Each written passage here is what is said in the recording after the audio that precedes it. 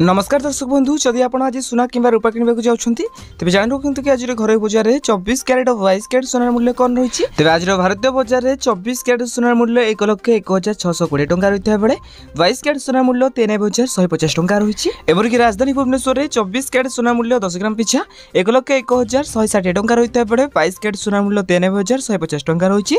तेज मुंबई में 24 क्यारेट सोनार मूल्य 1,01,620 टंका रही है बेले 22 क्यारेट सोनार मूल्य 93,150 टंका।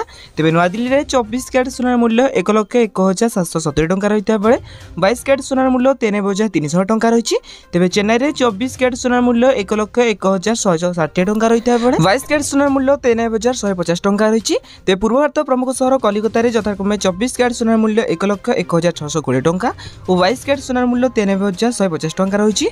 अन्यपटे रूपा मूल्य किलो पिछा 1,20,000 टंका होइछि।